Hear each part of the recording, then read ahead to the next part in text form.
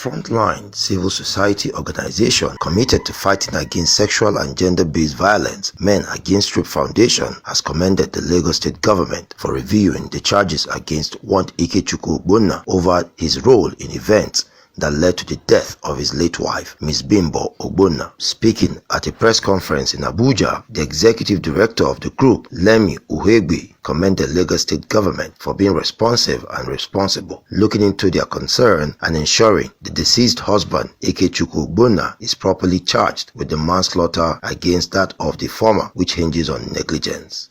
1. The Bimbo Ogbonna is dead, so cannot tell her story. The story told by Mr. Ikechukwu Ogbonna, husband of late Bimbo, is that Bimbo set herself ablaze in the house, poured kerosene on herself, and set herself ablaze. And the evidence he produced was that he was video recording his wife Bimbo inside the house burning while he was outside recording the incidents.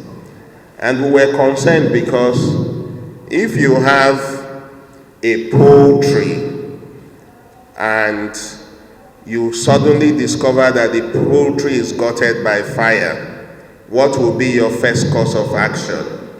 Naturally, every sane, normal person would immediately try first to open the poultry door so that the chicks and chickens that can escape into safety will escape into safety.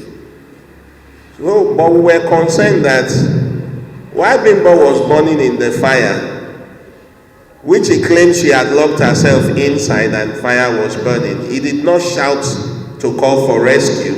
Instead, in a calm voice, he was running a commentary on how Bimbo had locked herself in and had set herself ablaze and was recording it as if to keep an evidence.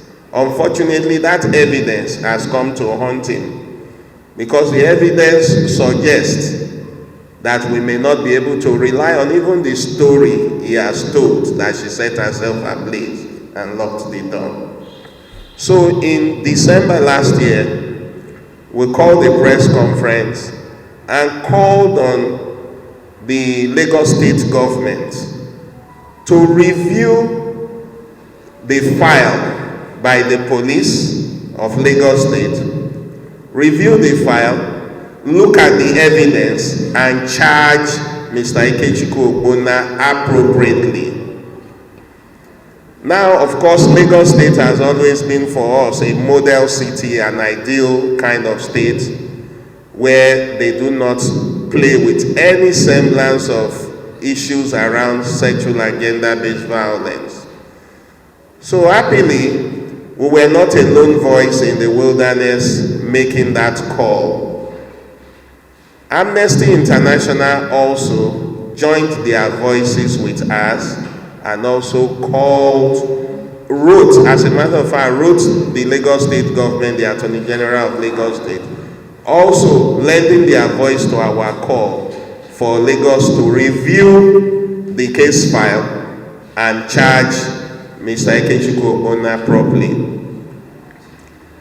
Following these interventions by Men Against Rape Foundation and Amnesty International, the Director of Public Prosecution in Lagos State, Dr. Babajide Martins, called for the case file. And I am happy to tell you that that case file has been reviewed. The evidence thereof has been evaluated, and the Lagos State government has therefore charged Ikechukwu Ogbonna more appropriately with the charge of involuntary manslaughter under section 224 of the criminal law of Lagos State. Now, the punishment for the charge of manslaughter under section 224 of the criminal law of Lagos State is found in section 229 of the criminal law of Lagos State. And in that section 229, the punishment prescribed for involuntary manslaughter is a life imprisonment.